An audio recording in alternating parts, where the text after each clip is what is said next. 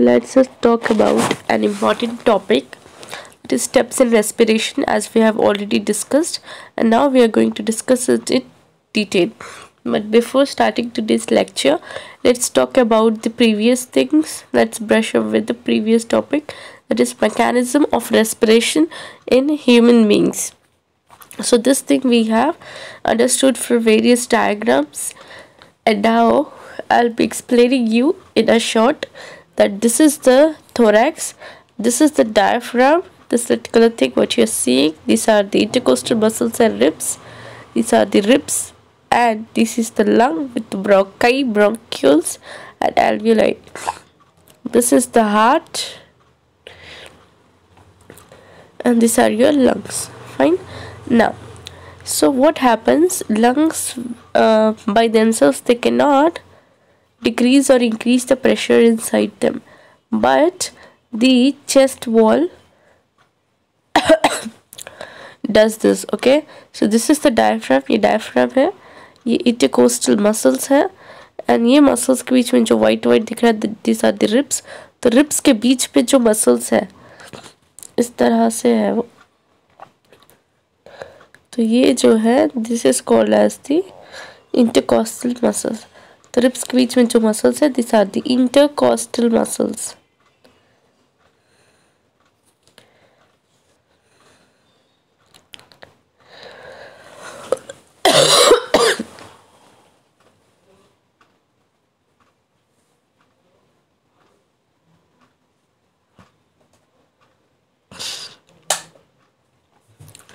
Now this chest wall is there, right? This chest wall is having intercostal muscles and the diaphragm. So जो intercostal muscles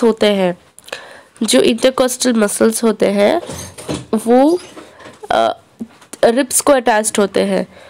okay, and यहाँ पे क्या होता है, जो आपका जो लंग्स होता है डबल मेम्ब्रेन प्लूरा इसको सराउंड करता है. जो डबल मेम्ब्रेन प्लूरा होता है it is attach to your chest wall. Chest wall को अटैच होने की वजह से whenever the chest wall is जब हम इंस्पायर करते हैं वो टाइम में आपकी पूरी जो वॉल्यूम है चेस्ट कैविटी थोरैक्सिक कैविटी की वॉल्यूम बढ़ जाता है. Okay, this is the original volume. जब इंस्पिरेशन के टाइम बढ़ जाता है, इतना हो जाता है.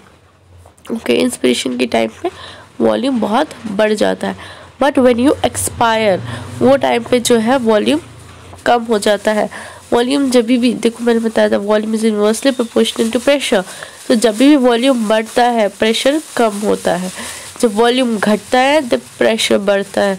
तो जब इंस्पिरेशन होता है वो टाइम पे वॉल्यूम बढ़ता है.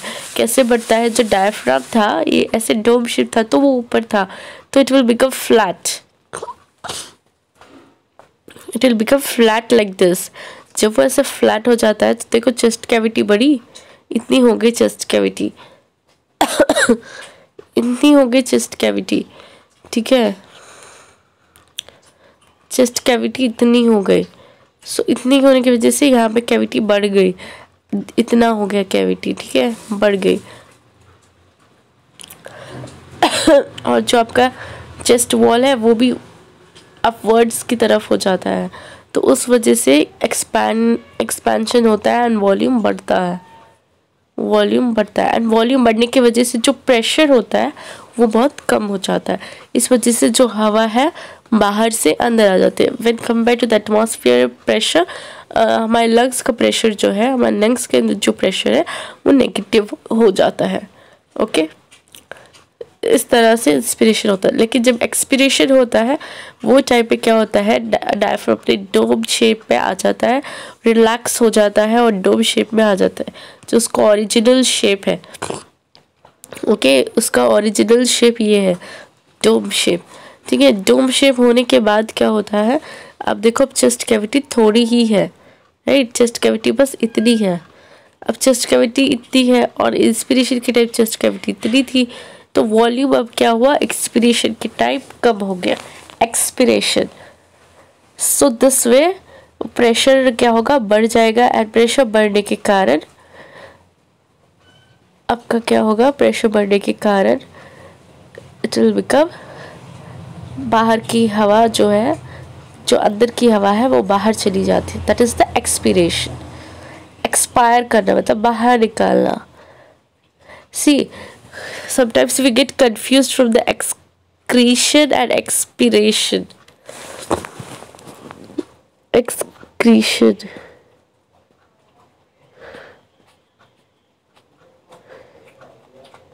and this is expiration.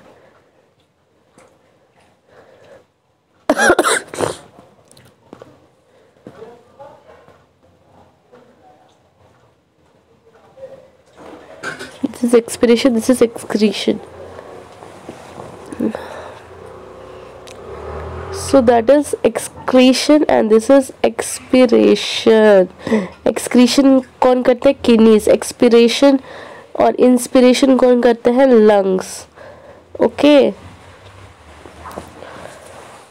Expiration by lungs, so don't confuse with it. Okay, so in this lectures I'm giving all the possibilities कहाँ मिस्टेक हो सकती है, कहाँ कौन सा क्वेश्चन बनता है एग्जाम में, everything we are discussing here. So expiration lungs करते हैं।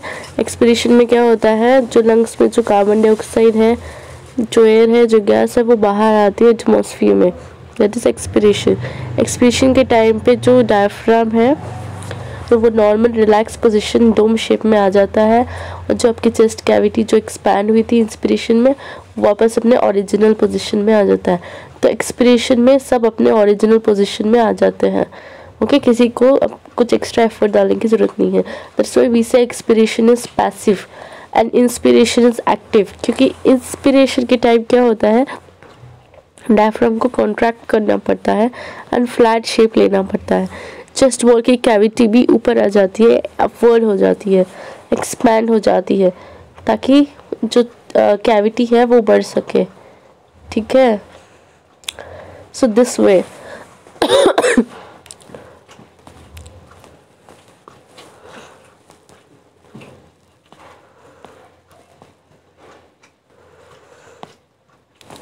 Now let's talk about our lungs.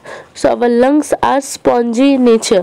जो हमारे lungs होते हैं वो spongy होते हैं। spongy मतलब स्पंज डस्टर देखा है, जो येलो कलर का डस्टर आता था पहले, बहुत स्पॉन्जी होता था। उसको आप ऐसे पानी में डाल के ऐसे करोगे, it will press easily. Okay, they are not of the same size.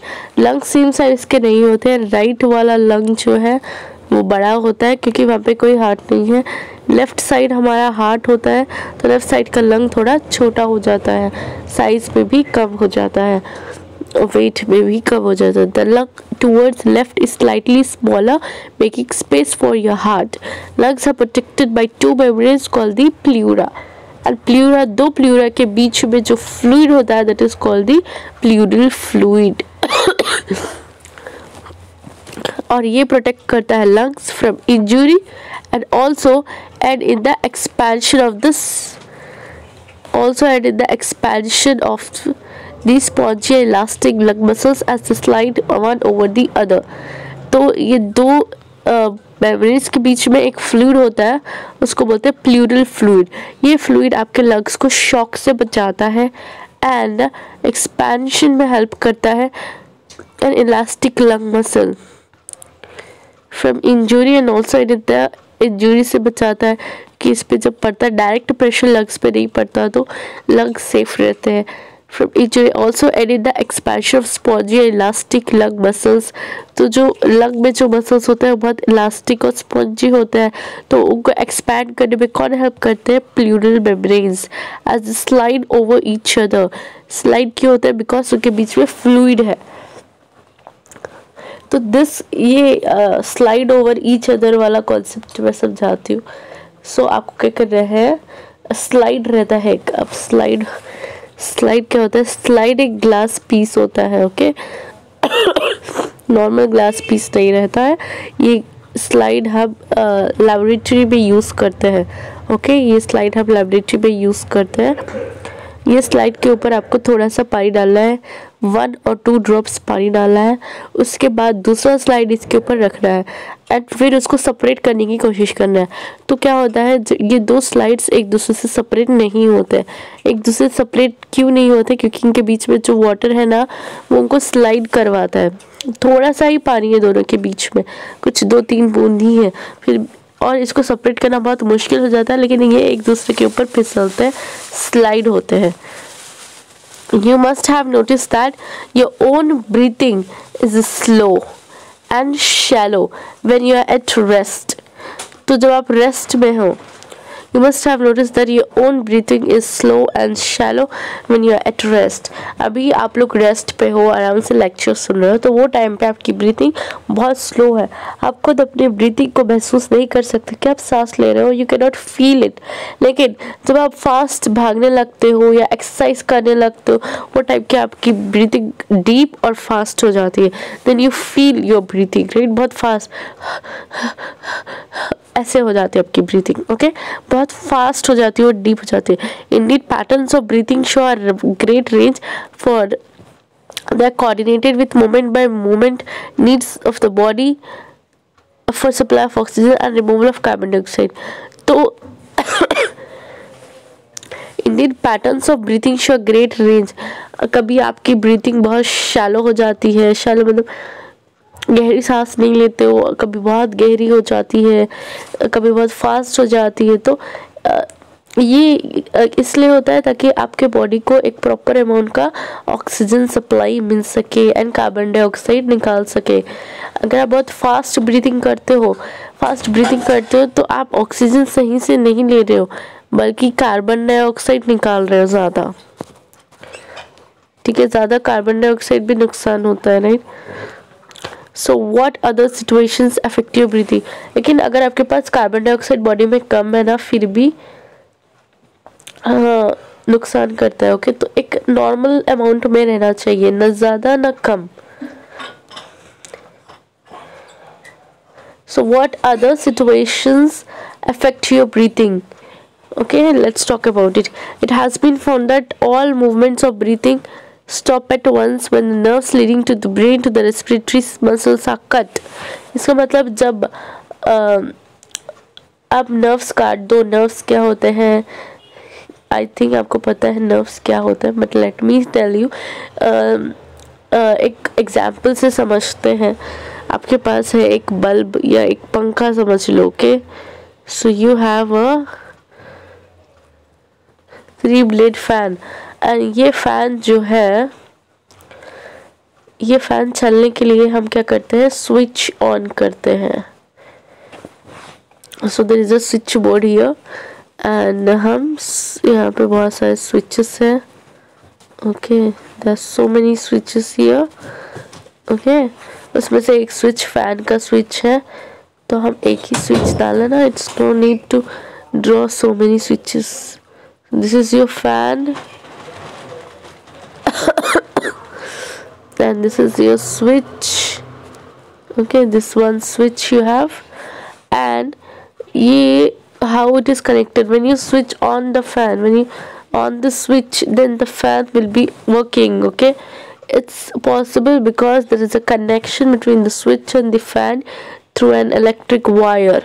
This wire is having a metal inside, that is copper or aluminium, whatever. So there is a metal inside the wire, and upon it there is a plastic thing, and inside it is a metal wire. Metal wire is present. So what it is doing, metal wire क्या करता है? जब आप button switch on करते हो, then your fan will be on. How it is possible? It is possible because ये कैसे possible है? ये पॉसिबल है बिकॉज जो मेटल वायर है यहाँ पे, वो करंट लेके जा रहा है स्विच से फैन तक। तो हमारे नर्व्स भी ऐसे ही होते हैं। मान लेते हैं ये जो स्विच है ये आपका ब्रेन है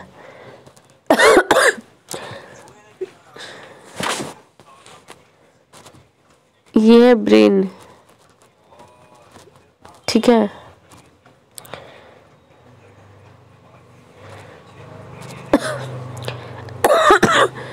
और जो आपका फैन है वो सपोज आपका कोई मसल है, और ये जो है वायर ये आपका नर्व है, ठीक है, नर्व है आपका। तो ये नर्व क्या कर रहा है, जो सिग्नल है, जो भी आप कमांड दे रहे हो, जो चीज़ करने के लिए बोल रहे हो, सपोज रेस्पिरेशन करने के लिए बोल रहे हो रेस्पिरेटरी मसल को, सपोज ये फैन एक रेस्पिरेटरी मसल है, एंड ये जो स्विच है ये आपका ब्रेन है, एंड ये जो नर्व है, ये वायर है, ये आपका नर्व है। सो ब्रेन से मसल तक इंफॉर्मेशन लेके जाने के लिए कि हाँ रेस्पिरेटरी मसल आपको रेस्पिरेशन करना है, तो ये जो काम है जो ब्रेन दे रहा है रेस्पिरेटरी मसल को, वो थ्रू जा रहा है किसके, नर्व के। सो नर्व का फंक्शन क्या होता है, इंफॉर्मेशन सिग्नल को ब्रेन से मसल तक लेके जाना, या फिर मसल से ब्रेन तक लेके जाना कि हाँ मसल सही काम कर रहा है, ठीक है। ऐसे भी होता है, एक है ब्रेन से मतलब मसल तक, और एक होता है मसल से ब्रेन तक, ठीक है। तो एक सिंपल एग्जांपल से मैंने समझाने की कोशिश की है। If you don't understand this don't worry, जो कोऑर्डिनेशन चैप्टर है वहाँ पे हम डिटेल से समझेंगे। If you don't understand this point here, there is no issue, will understand it in the chapter coordination. It has been found that all movements of breathing stop at once when the nerves, तो जब nerves ही cut हो जाएंगे तो क्या होगा, respiratory muscles को signal ही नहीं मिलेगा कि हाँ उनको रेस्पिरेशन करना है, उनको काम करना है, सो रेस्पिरेशन नहीं हो पाएगा, ब्रीथिंग स्टॉप हो जाएंगे। What can be concluded from this, what happens during the process of breathing, जब आप ब्रीथिंग करते हो तो वो टाइम पे क्या होता है। Okay. Which gas needs to be removed from our body during exhalation? Where does the extra amount of gas come from? What is the composition of inhaled air? When exhaled air is compared with inhaled air, is there any difference in composition?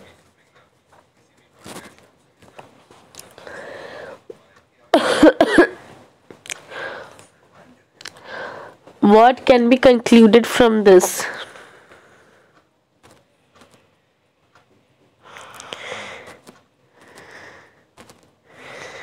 What can be concluded from this? कि जो हमारे nervous regulation, हमारे जो nerves है बहुत important है respiratory muscle के से रेस्पिरेशन कराने के लिए, right. What happens during the process of breathing, breathing के टाइम पे क्या होता है, डायफ्राम कॉन्ट्रैक्ट होता है, इंस्पिरेशन के दौरान, एक्सपिरेशन के दौरान रिलैक्स होता है, चेस्ट कैविटी इंक्रीज होती है, एंड वगैरह वगैरह we have discussed already. Which gas needs to be remove from our body during exhalation, carbon dioxide remove करते हैं, ज़्यादा भी रिमूव नहीं करना है कार्बन डाइऑक्साइड, कम भी रिमूव नहीं करना है। तो ये कौन डिसाइड करता है, हमारा ब्रेन। हमारा ब्रेन कैसे सिग्नल देता है, थ्रू नर्व्स, किसको, रेस्पिरेटरी मसल को, कि हाँ कार्बन डाइऑक्साइड इतना रिमूव करना है, मतलब इतना आपको ब्रीथिंग करना होगा, राइट। और फास्ट करना है, स्लो करना है, सब ब्रेन डिसाइड करेगा कि आपको फास्ट ब्रीथिंग करना है या स्लो करना है। Where does the extra amount of gas come from? That is from the metabolism performed by the cells, right? Cells जब मेटाबॉलिज्म करते तो कार्बन डाइऑक्साइड रिलीज करते हैं। What is the composition of inhaled air? Inhaled air में क्या होता है, nitrogen होता है, कार्बन डाइऑक्साइड होता है, पहले सबसे नंबर 1 पे नाइट्रोजन, फिर ऑक्सीजन, फिर कार्बन डाइऑक्साइड, फिर हीलियम, आर्गन, क्रिप्टॉन, अलग अलग gases, that is noble gases. Exhaled air is compared with inhaled air is in composition, difference in composition, yes। जो inhaled air है उसमें नाइट्रोजन, ऑक्सीजन ज़्यादा होता है, कार्बन डाइऑक्साइड बहुत कम होता है। जो एक्सहेल्ड एयर है उसमें कार्बन डाइऑक्साइड बहुत ज़्यादा होता है एंड ऑक्सीजन बहुत कम होता है, ठीक है। ऑक्सीजन बहुत कम होता है, कार्बन डाइऑक्साइड बहुत ज़्यादा होता है एक्सहेल्ड एयर में। इनहेल्ड एयर में ऑक्सीजन ज़्यादा होता है, कार्बन डाइऑक्साइड कम होता है, ठीक है। When exhaled air is compared with difference. Now अब स्टेप्स इन रेस्पिरेशन में हमने देखा तो सब, ब्रीथिंग तो हमने देख लिया, गैसेस एक्सचेंज देखते हैं, ट्रांसपोर्टेशन ऑफ गैसेस देखते हैं, माउंटेन सिकनेस देखते हैं, gases exchange, cellular respiration, okay. And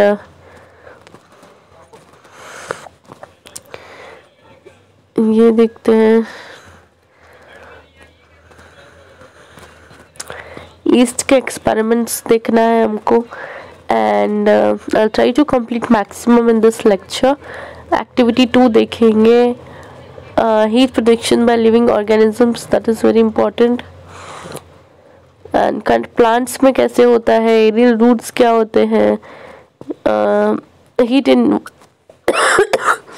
evolved during respiration, फिर आपका चैप्टर समाप्त, ओके, खत्म हो जाएगा आपका chapter. So let's discuss this. If I missed any page or anything, just remind me, just write in the comment section, okay? Now let's see gases exchange alveoli to capillaries. So gas exchange alveoli to capillaries.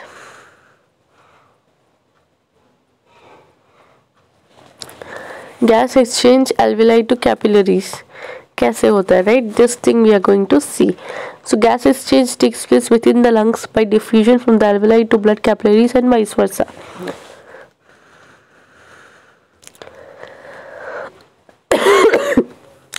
तो जो lungs है, gas exchange किसके बीच में होता है, alveoli और blood capillaries. Blood capillaries alveoli कहाँ पे होता है, लंग्स में। तो जो आपके लंग्स होते हैं उसमें बहुत ज़्यादा, जो आपके लंग्स होते हैं उसमें बहुत ज़्यादा क्या होता है, alveoli, पूरा alveoli का गुच्छा होता है, right? alveoli looks like something like grapes, okay, और उसमें बहुत ज़्यादा ब्लड वेसल्स होते हैं, right? So the carbon dioxide in the blood is exchange for oxygen in the alveoli. This we have already discussed. जो alveoli होता है, if you are following my lectures, you will not find any difficulty in understanding any topic. So this is the alveoli.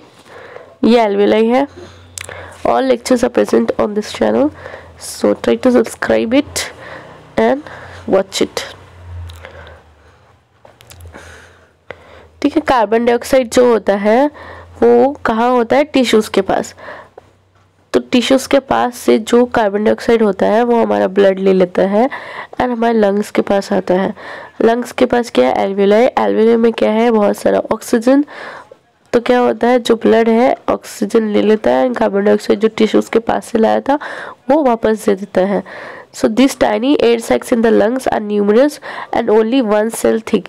इसका मतलब क्या है, जो tiny air sacs है that is nothing but the, it is talking about alveoli, it is 1 cell thick. इसको हम अच्छे से समझेंगे, ओके।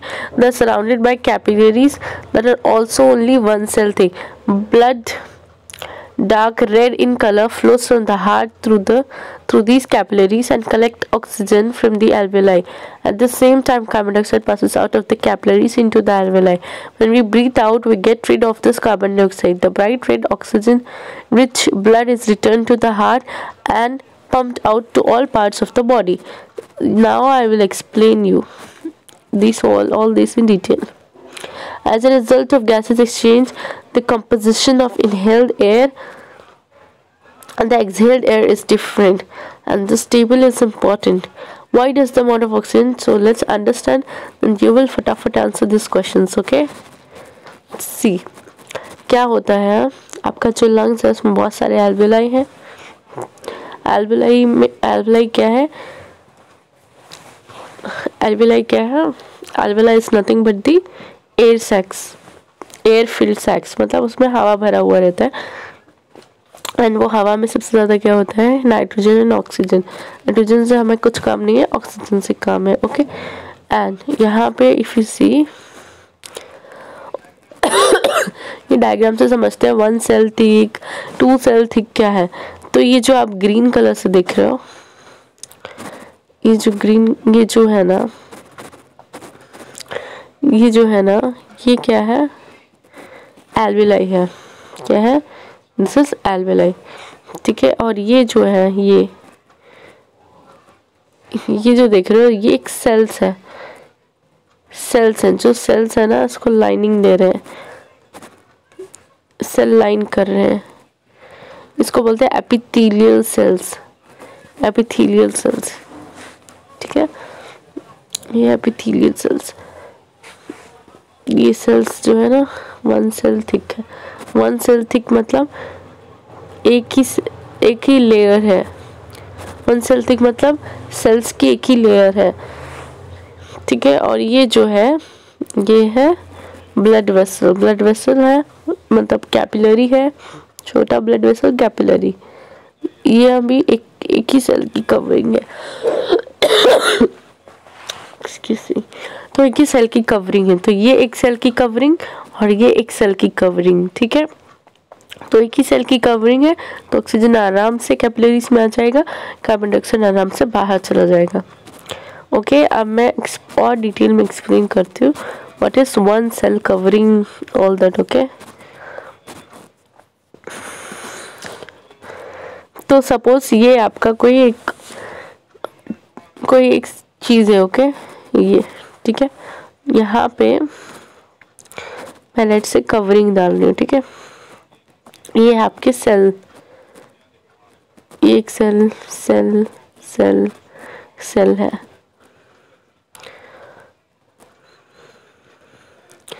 तो एक सेल की लेयर बन गई, ठीक है। ये एक सेल की लेयर है, इसको बोलेंगे 1 सेल थिक। नाउ ये हो गया,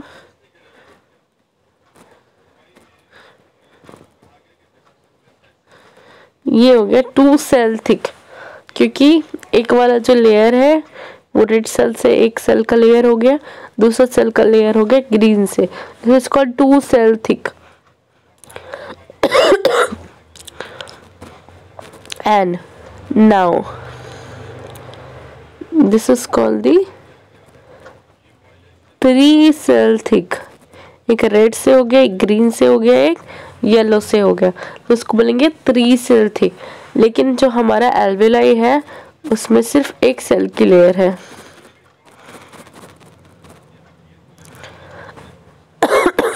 सिर्फ एक सेल की लेयर है, इसलिए इसको बोलेंगे 1 सेल थिक। अब हम आ जाते हैं कैपिलरीज पे। तो ये हो गया आपका ब्लड कैपिलरी, और ये हो गया लाइनिंग, दो भी साइड रहेगा, राइट। तो इसको बोलेंगे 1 सेल थिक, ठीक है। Now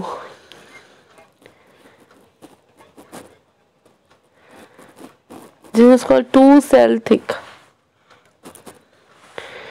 this is called 3 cell thick, एक पर्पल, ग्रीन, पिंक, ठीक है। लेकिन जो हमारा है ब्लड कैपिलरी लंग्स में जो है उसका 1 सेल थिक ही है, मतलब ऐसे ही है।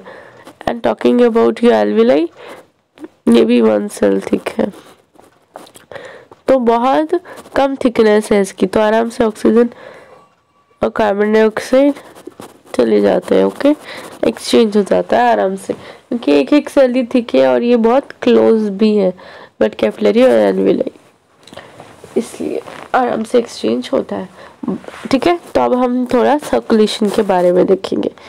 तो ये वाले डायग्राम से समझे, दैट विल बी, ये तो समझ में आ गया, राइट। ये जो आपको दिख रहे हैं, this are the red blood cells, ठीक है। ये रेड ब्लड सेल्स है और ये ब्लड कैपिलरी है, ये एल्वेलाई है, कार्बन डाइऑक्साइड है, कार्बन डाइऑक्साइड ब्लड कैपिलरी से एल्वेलाई में आ रहा है, ऑक्सीजन एल्वेलाई से इसमें जा रहा है, ठीक है। अब हम बात करेंगे ये वाले पैराग्राफ की, ठीक है, कि कैसे क्या होता है।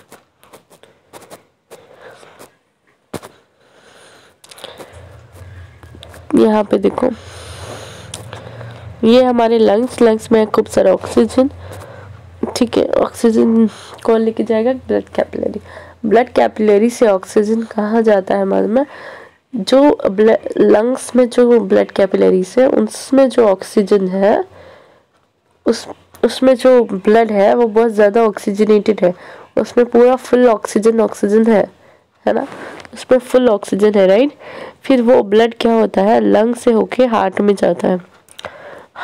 ये हार्ट है, हार्ट में जाने के बाद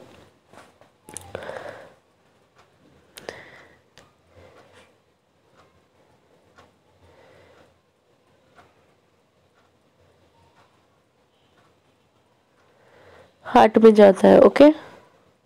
हार्ट में जाने के बाद फिर हार्ट से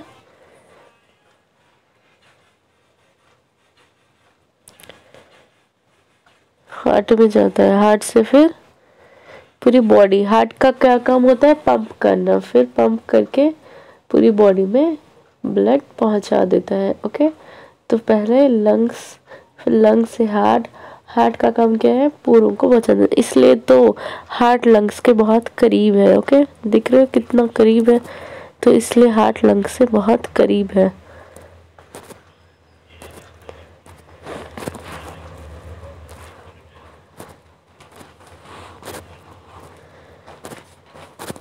इसलिए हार्ट लंग्स के बहुत करीब है, क्योंकि वो क्या करता है, लंग्स से तुरंत ऑक्सीजनेटेड ब्लड लिया और पूरे बॉडी पे पंप कर दिया। क्योंकि हमारा हार्ट क्या करता है, ऑक्सीजनेटेड ब्लड पंप करता है, सिर्फ डीऑक्सीजनेटेड ब्लड नहीं करता।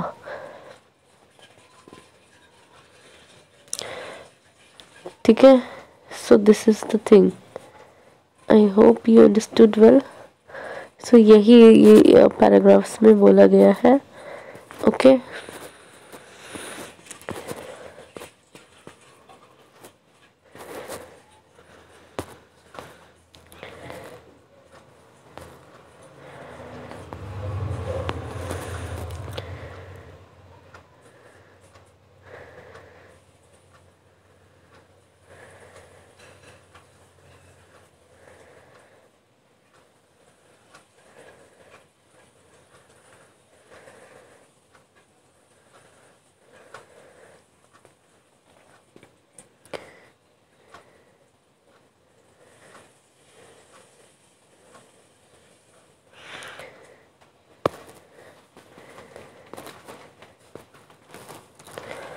आई थिंक आपको अच्छे से समझ में आ गया होगा। अब हम कॉम्पोजिशन देखते हैं, ओके।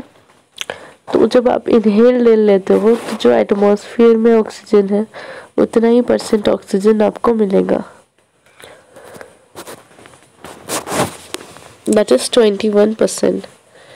थोड़ा सा कलर डिफरेंस हो रहा है, राइट। तो ऑक्सीजन जो है 21% रहता है इनहेल एयर में। एक्सहेल एयर में ऑक्सीजन कम हो जाता है, 16 हो जाता है, 5% कम हो जाता है। कार्बन डाइऑक्साइड 0.03, कितना ज़्यादा बढ़ गया देखो, 4.4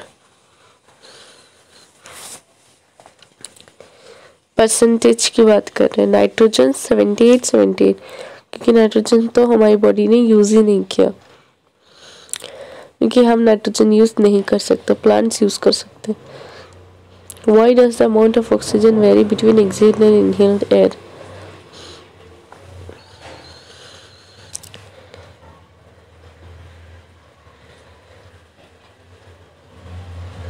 क्योंकि ऑक्सीजन हमने यूज़ कर लिया है, इसलिए वो 16% ही बचा। कार्बन डाइऑक्साइड हमने और अपनी बॉडी से निकाला है, तो इसलिए 4.4% हो गया। वो 0.03 से बहुत ज़्यादा बढ़ गया, राइट। हमारी बॉडी बहुत ज़्यादा कार्बन डाइऑक्साइड प्रोड्यूस करती है। What has raise the % of carbon dioxide? Because of respiration, cellular respiration, % of carbon dioxide is increased. अब डू यू नो का बॉक्स दिखते हैं। डू यू नो के बॉक्सेस बहुत ही इंटरेस्टिंग रहते हैं, इसको आपको पढ़ना ही चाहिए, must read, okay. The total lung capacity of human being is nearly 5,800 litre. मतलब इतना सा एयर, इतना ml 5,800 ml मतलब 5.8 लीटर। इतना एयर आपके लंग्स में आ सकता है। Normally at rest who inhale approximately 500 ml of air. अब रेस्ट में हो आप मैं, तो हम लोग 500 ml ऑफ एयर ले रहे हैं, लेकिन हमारे लंग की कैपेसिटी 5800 ml है। लेकिन एक इंटरेस्टिंग बात, तो हमारा तो 500 ml ही है, लेकिन कैपेसिटी 5800 ml है। आप अपने लंग्स को बलून की तरह इमेजिन करो।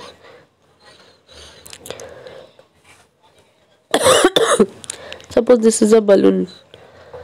ये सही नहीं बना। ये सपोज एक बलून है, ठीक है, ये एक बलून है सपोज, इसमें फुल एयर भरा हुआ है, और ये जो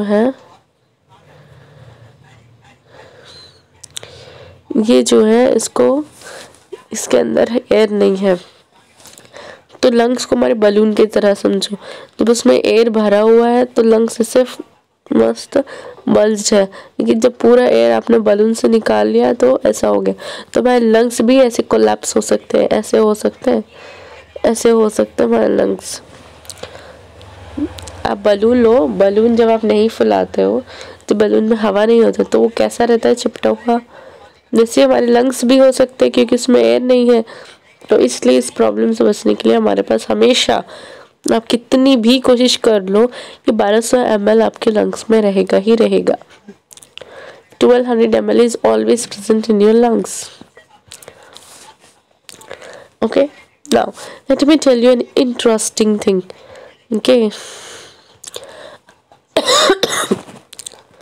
let me tell you a very interesting story. Story time. Okay, are you ready for the story time? Ready? Okay, so now story time.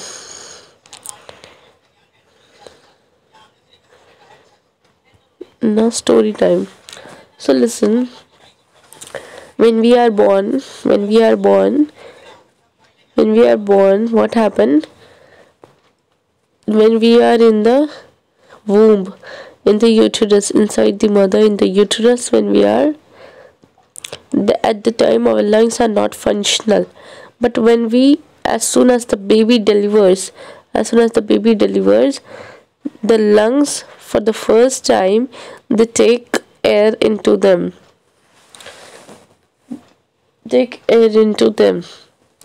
So what happens when, then as soon as the baby is delivered, is born, when the baby is born, first time the air enters the lungs. Before that, lungs do not have any air. It do not have 1200 ml of air. Also, it do not have any air. When the baby is born, the baby do not have air in the lungs. But as soon as the baby borns, he takes breath, right? He cries. The baby cries. Because of crying, the air from the outside is rushed into the lungs. Okay, understood this thing? If the baby is born dead, then what happens? If the baby is born dead, the baby do not breathe. If the baby do not breathe, so because of it, there is no air in the lungs. There is no air in the lungs because the baby did not breathe. So there is no air in the lungs. Lungs are solid. So you know that balloon floats on water, right? Why balloon floats on water? Because it has air. So if the lungs have air, if the lungs have air, then the lungs will float on air. Lungs will float on air. But if lungs do not have air, lungs will be solid rock like and they will sink. डूब जाते हैं पानी में, अंदर चले जाते हैं. लेकिन अगर लंग्स में पानी है, सॉरी हवा है, तो लंग्स ऊपर पानी में फ्लोट करते, राइट?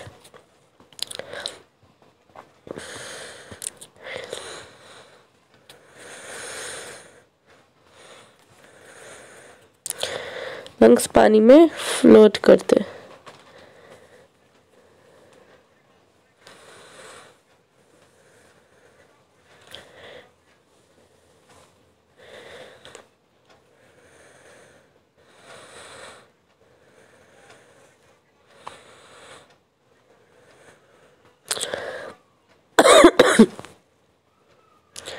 लंग्स पानी में फ्लोट करते हैं। तो मैंने इससे पहले बताया था कि जो एक नए न्यू बॉर्न के जो लंग्स होते हैं वो रोजी पिंक होते हैं। Suppose these are lungs, so lungs will float.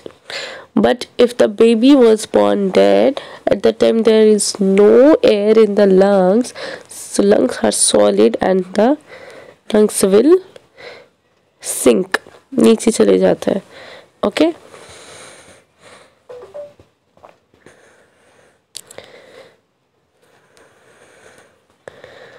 Lungs will sink.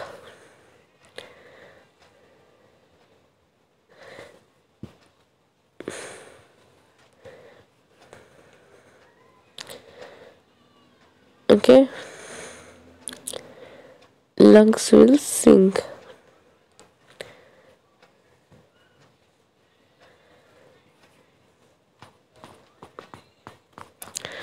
So this is your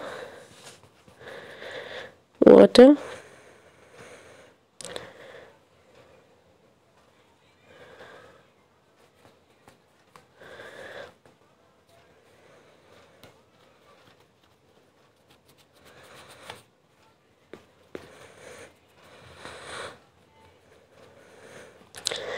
Okay, I'm going slow because I'm not feeling well today because of this cold and all.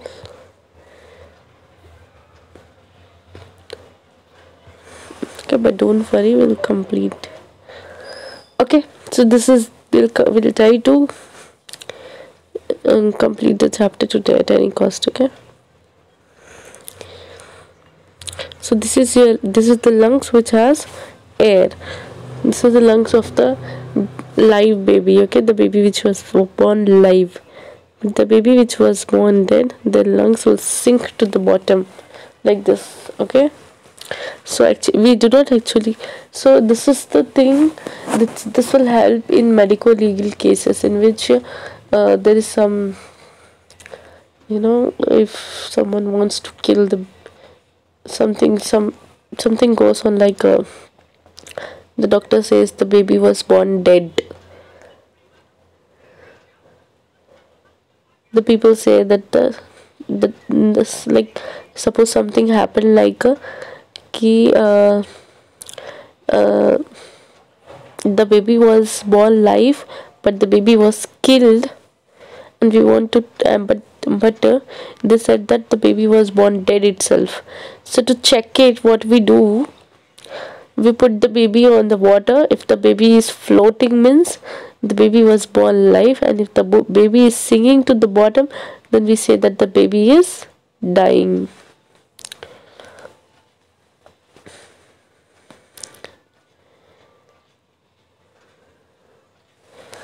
But the baby was dead, born dead. The baby was born dead. The baby is floating. If the baby is floating on water, then we say that the baby was born live. If the baby is sinking to the bottom, we say that the baby was born dead. So in medico legal cases we can find it out. जहाँ पे कुछ झगड़ा, कुछ दुश्मनी की वजह से baby was killed and the mother was said that your baby was born dead. So to check it, we can perform this simple test. Okay, you understood this, I think. Explained in detail. Now let's come back to the chapter transportation of gases. We know that air is a mixture of gases. तो हमें पता है कि air जो होता है mixture of gas होता है, उसमें बहुत सारी गैसेस होते हैं, नाइट्रोजन, ऑक्सीजन, कार्बन डाइऑक्साइड, बहुत सारे गैसेस होते हैं. ठीक है,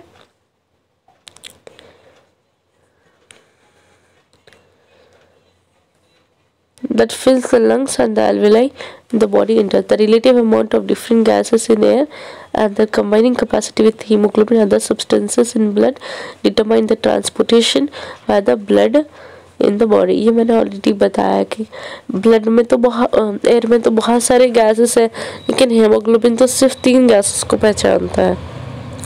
haemoglobin knows about 3 gases only, सिर्फ 3 गैस को पहचानता है haemoglobin.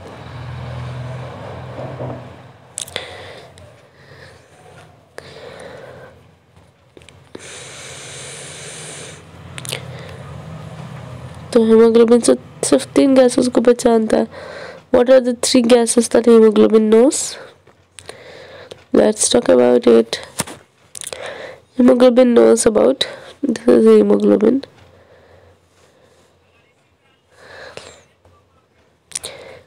It knows about only 3 gases, oxygen, carbon dioxide, carbon monoxide. Among that, carbon monoxide is the favorite of hemoglobin, but carbon monoxide is not available in the atmosphere, and also it is toxic. And oxygen and carbon dioxide. Okay.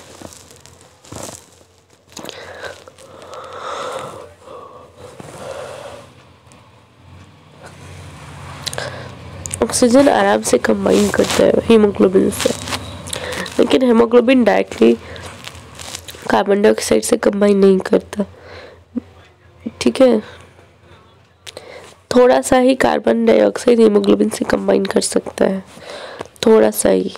ठीक है, ज़्यादा नहीं, थोड़ा सा ही haemoglobin सिर्फ carbon dioxide से combine करता है। देखो, जब हीमोग्लोबिन ऑक्सीजन से कंबाइन करता है तो हम बोलते हैं ऑक्सी हीमोग्लोबिन। HB मतलब हीमोग्लोबिन।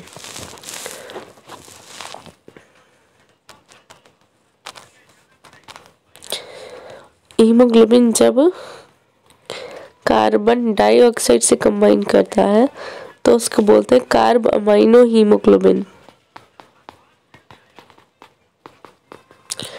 तो उसे बोलते हैं कार्ब अमाइनो हीमोग्लोबिन। ठीक है, और जब हीमोग्लोबिन ऑक्सीजन से कंबाइन करता है oxy haemoglobin. Extra information, carbon monoxide से कंबाइन करेगा हीमोग्लोबिन कार्बोक्सी हीमोग्लोबिन। ठीक है,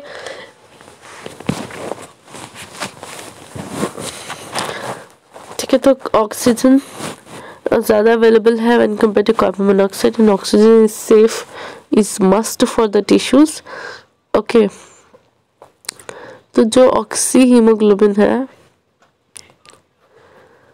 वो आपका क्या करता है, ऑक्सीजन ट्रांसपोर्ट करता है। ऑक्सी हीमोग्लोबिन लंग्स के पास बनता है, क्योंकि लंग्स में एल्वेलाई है, एल्वेलाई में बहुत ज़्यादा ऑक्सीजन है, और ऑक्सी हीमोग्लोबिन ब्रेक हो जाता है haemoglobin HB and oxygen in tissues.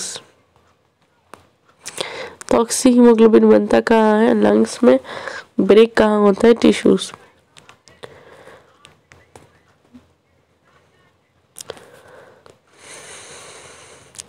Transportation of gases,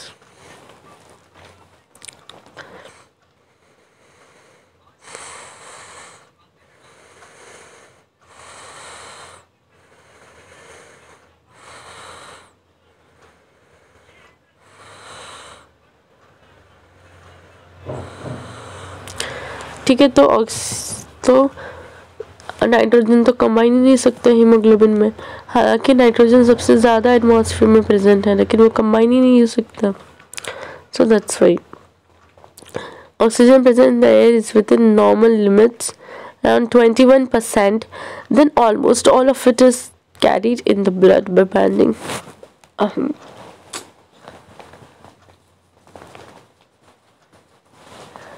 Okay. Atmosphere में 21% ऑक्सीजन है। जब आप ब्रीथिंग करते हो तो 21% आपके एल्वेलाई में आता है, फिर ब्लड में जाता है एक्सचेंज की वजह से, एंड देन सारा ब्लड में हेमोग्लोबिन से बाइंड हो जाता है। तो जो हेमोग्लोबिन है एक प्रोटीन होता है, जिससे क्लोरोफिल एक प्रोटीन होता है, लेकिन क्लोरोफिल में बीच में क्या होता है,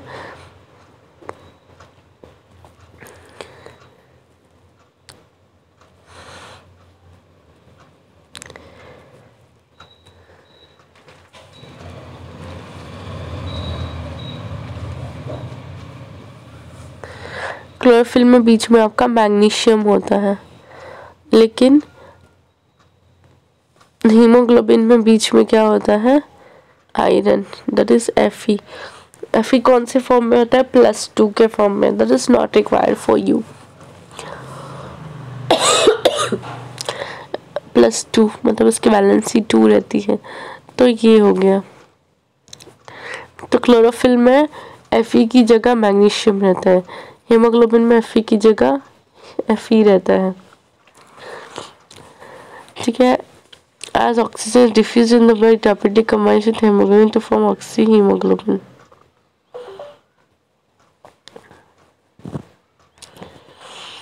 So not only hemoglobin can combine with oxygen, but the reverse can also happen to the molecule of hemoglobin and oxygen. कहाँ पे होता है ये रिवर्स?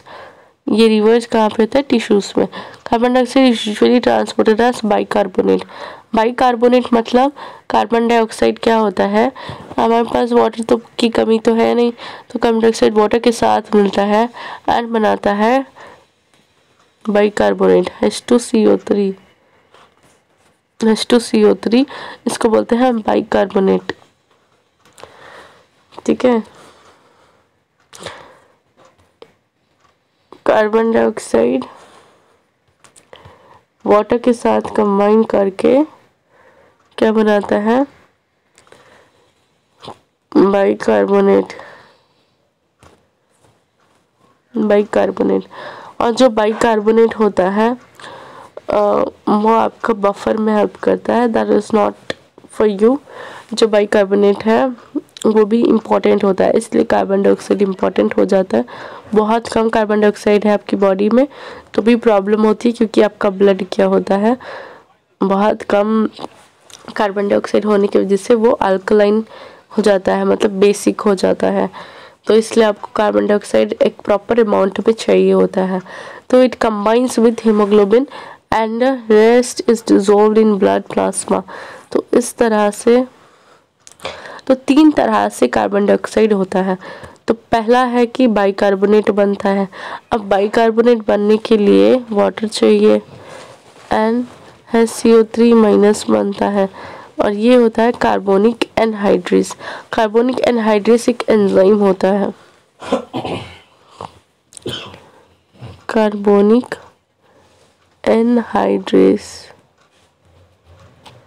कार्बोनिक एनहाइड्रेस एक एंजाइम होता है जो आपके आरबीसी के अंदर ज़्यादा पाया जाता है when compare to the plasma. Plasma क्या है, आरबीसी को छोड़ दो, ब्लड में क्या रहेगा, फिर प्लाज्मा रहेगा। तो प्लाज्मा में जो कार्बोनिक एनहाइड्रेस कम होता है, तो इसलिए बाइकार्बोनेट प्लाज्मा में कम होता है when compare to RBC. while some amount of it combines with hemoglobin, it is dissolved in blood plasma। ठीक है, तो इस तरह से होता है, ये हमने ऑलरेडी देखा है। एक चीज़ और बता दूं, जो हीमोग्लोबिन है वो 4 ऑक्सीजन से कंबाइन कर सकता है, 4 ऑक्सीजन से, एंड बनाता क्या है, एंड बनाता है ऑक्सीहीमोग्लोबिन, ये होता है।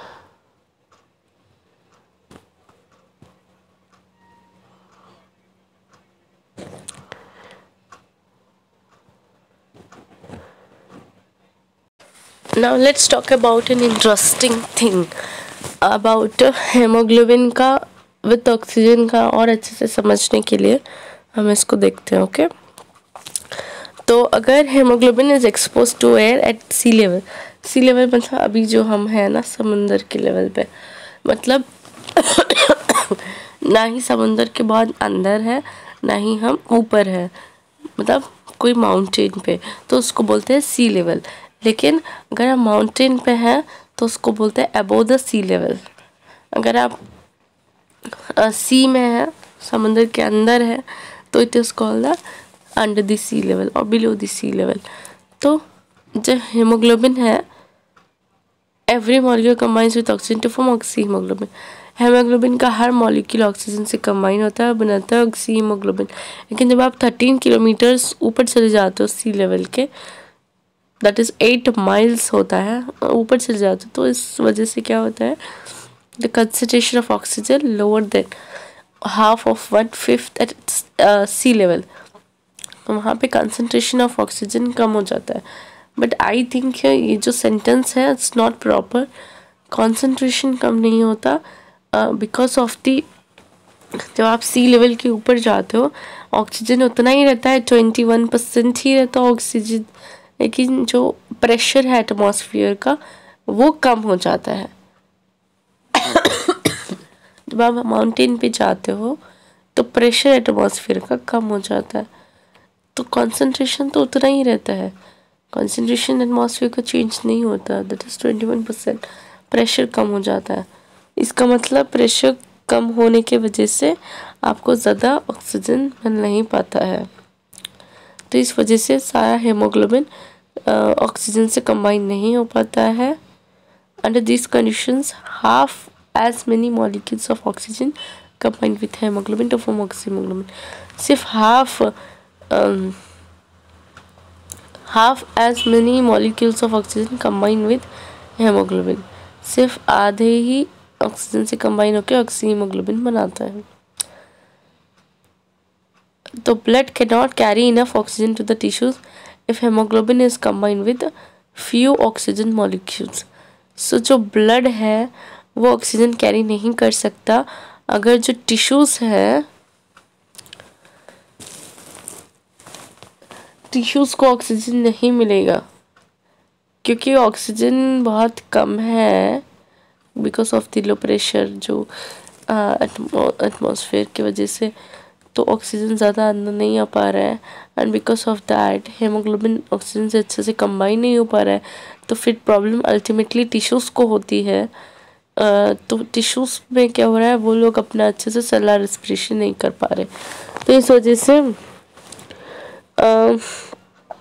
ह्यूमन लाइफ इतने एल्टीट्यूड पे पॉसिबल नहीं है, इसलिए आपको ऑक्सीजन सिलेंडर की ज़रूरत पड़ती है, जहाँ पे अपन क्या करते हैं, हाई प्रेशर से ऑक्सीजन पहुँचाते हैं, ज़्यादा से ज़्यादा ऑक्सीजन लंग्स तक पहुँचाते हैं, ठीक है। It's built into modern aircraft. तो मॉडर्न एयरक्राफ्ट मतलब आपके जो एरोप्लेन्स होते हैं, आपने एरोप्लेन्स को देखे कितने ऊपर हाइट पे उड़ते हैं, वो लोग बहुत ऊपर उड़ते हैं, लेकिन फिर भी जो प्लेन के अंदर के पैसेंजर्स होते हैं उनको कुछ भी नहीं होता, क्योंकि जो उनका कैबिन्स है, जो एयरप्लेन के अंदर का एटमॉस्फेयर है, उसका जो प्रेशर है वो बिल्कुल बराबर है ह्यूमन लाइफ के लिए, ठीक है। सो इसलिए प्रॉब्लम नहीं होती। लेकिन अगर आप सी के बहुत अंदर चले जाते हो गहराई में, देन क्या होता है कि जो प्रेशर है वो बहुत ज़्यादा हो जाता है। प्रेशर ज़्यादा होने की वजह से ज़्यादा गैसेस अपने ब्लड में आ जाते हैं। अब गैस ज़्यादा ब्लड में आ गया मतलब बहुत, जब आप सी के बाहर आ जाते हो तब क्या होता है, पूरा गैस जो भी आपके ब्लड में गया था वो वापस आता है, वो इतना फास्ट वापस आता है कि आपके ब्लड वेसल्स को भी फाड़ देता है, ब्लड वेसल्स को भी रप्चर कर देता है। तो इस वजह से पूरा ब्लड हमारे बॉडी में फैल जाता है, ब्लड वेसल में ब्लड नहीं रहता, आपके बॉडी में फैल जाता है। So that is a very बहुत कॉम्प्लिकेटेड चीज़ हो जाती है, उसको बोलते हैं बेंड्स। जब आप समुद्र की गहराई में से अचानक से बहुत स्पीड से समुद्र के बाहर आने की कोशिश करते हो, वो टाइम पे ऐसा सिचुएशन होता है। इसलिए समुद्र में जब गहरे समुद्र में चले जाओ ना, देन स्लोली धीरे ऊपर आना है। अचानक से अगर जल्दी से ऊपर आने की कोशिश करोगे तो क्या होगा, आपके ब्लड वेसल्स जो है वो फट सकते हैं, जैसे बारीक ब्लड वेसल्स जो आपके दिमाग में होते हैं, तो इस वजह से बहुत पेन होता है, ओके, बहुत पेनफुल होता है। अब हम बात करते हैं gases exchange capillaries to the cells and back.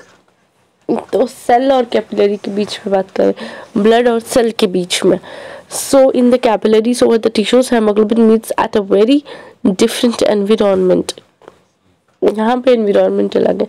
जो ब्लड और कैपिलरीज और लंग्स के बीच में जो एनवायरनमेंट था वो ऑक्सीजन रिच एनवायरनमेंट था, यहाँ पे कार्बन डाइऑक्साइड रिच एनवायरनमेंट है। The tissue cells are continuously using oxygen, concentration तो क्योंकि टिश्यूज बार बार ऑक्सीजन यूज़ कर रहे हैं, इसलिए ऑक्सीजन वहाँ पे कम है, पर भी only 1/3 of that in the lungs. Lungs में जितना था उसके सिर्फ 1/3 हो गया टिश्यूज में। 1/2 आधा होता है, आधा से भी कम हो गया ऑक्सीजन टिश्यूज के पास। कंसंट्रेशन ऑफ ऑक्सीजन बहुत कम हो गया। ऑक्सी हीमोग्लोबिन क्या करता है, ऑक्सीजन मॉलिक्यूल रिलीज कर देता है in the form of haemoglobin and oxygen. इससे पहले जो आपने इक्वेशन देखा ना वो टिश्यूज में होता है। In this reaction that occur with each other in the body, carbon dioxide and water produced and energy is release to used for different purposes. जब वो ऑक्सीजन यूज़ कर रहे हैं सेलुलर रेस्पिरेशन के लिए, वो टाइम पे कार्बन डाइऑक्साइड वाटर बनता है एंड एनर्जी रिलीज होती है। अब हम बात करते हैं सेलुलर रेस्पिरेशन की।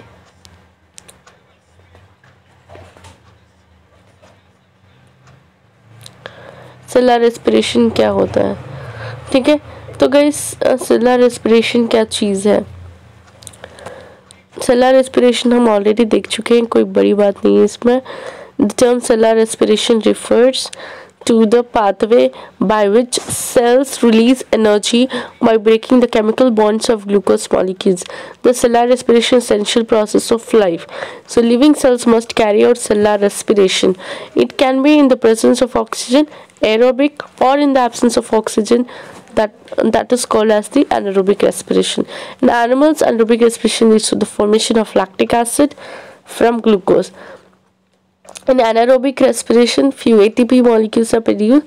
Cellular respiration in prokaryotic cells like that of bacteria occurs within cytoplasm. In eukaryotic cells, cytoplasm, mitochondria, the sites of the reactions. The produced energy is stored in mitochondria to form ATP. That is why mitochondria are called the powerhouses of the cell.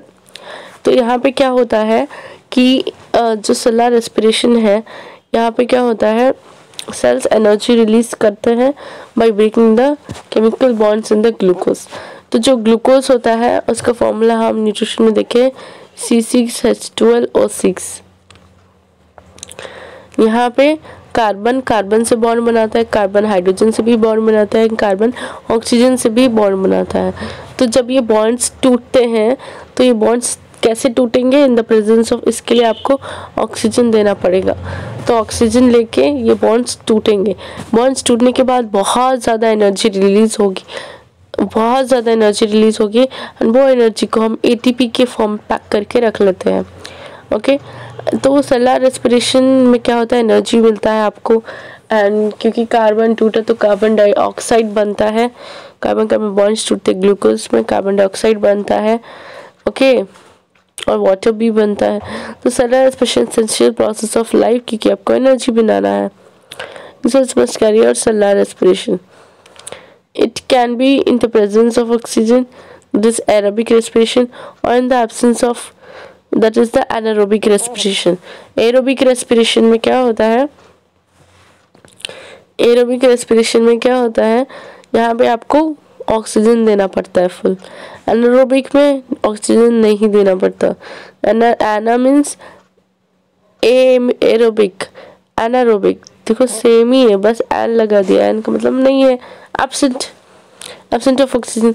जो animals हैं उनके पास जो anaerobic respiration है, वहाँ तो हम भी humans में भी लैक्टिक एसिड बनता है ग्लूकोज से। विदाउट ऑक्सीजन नहीं मिल रहा है सेलुलर रेस्पिरेशन के लिए, ग्लूकोज लैक्टिक एसिड में बन जाएगा एरोबिक रेस्पिरेशन में। लेकिन प्रॉब्लम क्या है, ATP आपको बहुत कम मिलेगी when compare to glucose. Glucose में बहुत ज़्यादा, जब आप एरोबिक रेस्पिरेशन करते हो तो ग्लूकोज से बहुत ज़्यादा ATP मिलती है, एनारोबिक में कम ATP मिलती है। और ग्लूकोज पूरा नहीं टूटता, कार्बन डाइऑक्साइड में नहीं बन के सिर्फ लैक्टिक एसिड तक ही बन पाता है। रेस्पिरेशन प्रोकैरियोट्स में सेलुलर रेस्पिरेशन कहाँ होता है, साइटोप्लाज्म के पास तो माइटोकॉन्ड्रिया है नहीं, तो प्रोकैरियोट्स में साइटोप्लाज्म में ही होता है। यूकैरियोट्स में साइटोप्लाज्म एंड माइटोकॉन्ड्रिया दोनों में भी होता है। तो produce energy stored in mitochondria in the form of ATP। अब जो प्रोड्यूस एनर्जी, जो भी एनर्जी बन रही है वो एटीपी के फॉर्म में माइटोकॉन्ड्रिया में रहेगी। दिस इज व्हाई माइटोकॉन्ड्रिया के बोलेंगे पावर हाउस ऑफ सेल। ये सारी एनर्जी तो माइटोकॉन्ड्रिया में ही है सेल की, ठीक है। This energy affect the how does this affect the energy release? As the change in the chemical nature of the molecule from one stage to the next is merged, small amounts of energy is released.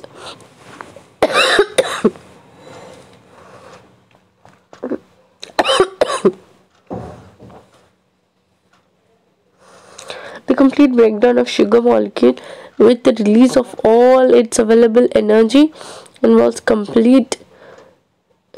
a series of different chemical reactions. तो बहुत ज़्यादा reactions होने पड़ते हैं। क्या क्या reactions होते हैं?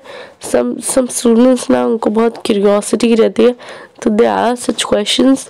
तो यहाँ पे क्या होता है, जो आपके सेल में ग्लूकोज आया उसके ऊपर एंजाइम चेक करेंगे, उसको कन्वर्ट करेंगे फ्रक्टोज में। फिर फ्रक्टोज में कन्वर्ट करने के बाद, फ्रक्टोज भी एक शुगर है जैसा ग्लूकोज है। यहाँ पे भी 6 कार्बन होते हैं, यहाँ पे भी 6 कार्बन होते हैं। यहाँ पे क्या होता है, एल्डिहाइड ग्रुप होता है, यहाँ पे कीटो ग्रुप होता है। तो ये फ़र्क होता है। फिर फ्रक्टोज 6 तो ग्लूकोज क्या होता है, ग्लूकोज 6 फॉस्फेट में बदलता है G6P। फिर फ्रक्टोज 6 फॉस्फेट में बदलता है, फ्रक्टोज 1,6 बिस फॉस्फेट में बदलता है। फिर आगे और रिएक्शंस होते हैं, 1,6 बिस फॉस्फेट ब्रेकडाउन होता है DHAP एंड G3P। फिर G3P फिर क्या होता है, आगे रिएक्शन में जाता है, then phosphoglyceride, then finally pyruvate बनता है। फिर पाइरुवेट कहाँ पे बना, साइटोप्लाज्म में हुआ ये सब। पाइरुवेट जाता है माइटोकॉन्ड्रिया में, अगर ऑक्सीजन मिलेगा, अगर ऑक्सीजन अवेलेबल है इन फ्यूचर तो पाइरुवेट माइटोकॉन्ड्रिया में जाएगा। फिर माइटोकॉन्ड्रिया में पाइरुवेट एसिटिक एसिड बनेगा, एसिटाइल कोए बनेगा। एसिटाइल कोए बनने के बाद फिर एसिटाइल कोए फिर ETC में जाके पूरे रिएक्शन करेगा, TCA साइकिल करेगा। एक्चुअली जो एसिटाइल कोए है वो TCA साइकिल करेगा। TCA साइकिल से फिर आपको फिर एनर्जी क्या मिलेगा, एनर्जी मिलेगा, ATP मिलेगा डायरेक्टली। लेकिन NADPH भी चाहिए ना, तो माइटोकॉन्ड्रिया में जाके करना पड़ेगा। फिर माइटोकॉन्ड्रिया में क्या होगा, ETC होगा। ETC से आपको NADPH से एनर्जी मिलेगी। ATP आपको साइटोप्लाज्म में भी मिलती है, लेकिन कितनी मिलती है, नेट आपको 2 ही मिलती है, ठीक है। सो एरोबिक में आपको ATP ज़्यादा मिलती है, एनारोबिक में कम मिलती है। तो मैंने जो भी ग्लूकोज फ्रक्टोज से सब समझाया, that is not in your syllabus, that is for higher levels, okay, don't worry about it. But give an idea, ये ग्लूकोज पूरा सा ब्रेक डाउन होके फिर पाइरुवेट साइटोप्लाज्म में बनता है। साइटोप्लाज्म में आधा ब्रेकडाउन ग्लूकोज का होता है, फिर बाकी का ब्रेकडाउन अगर ऑक्सीजन है तो माइटोकॉन्ड्रिया में होता है, नहीं तो फिर साइटोप्लाज्म में ही होता है। प्रोकैरियोट है तो उनके पास तो साइटोप्लाज्म माइटोकॉन्ड्रिया तो कुछ है नहीं, साइटोप्लाज्म में ही सब कुछ होता है। So we will continue the remaining in the next lecture. Okay, so thank you so much.